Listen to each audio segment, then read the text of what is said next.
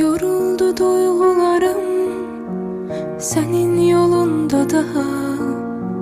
Sevmeye yoktu halım, bezip sonunda daha.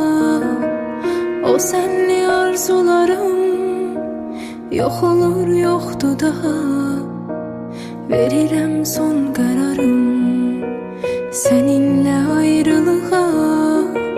Hayanet alovunda o sevgi yandı gitti.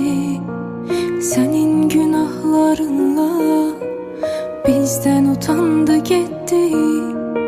Unutarsan her şeyi, belki sevip yeniden sevişmemizin tadını alabilsen özgeden. Bu soyuq akşamlar senden soyuyor kalbim.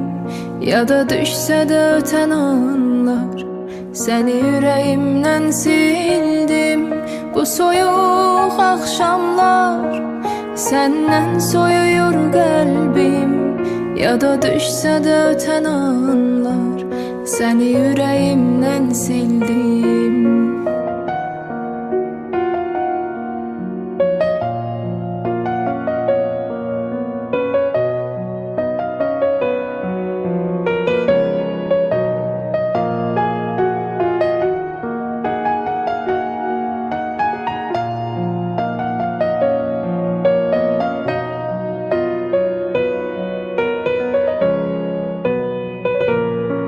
Sene bir daha dönmeyeceğim, bu gururuma söz verdim.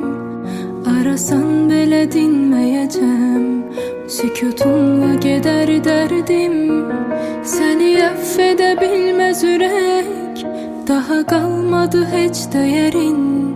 Zaman her şeyi halledecek, bir başkası tutar yerin.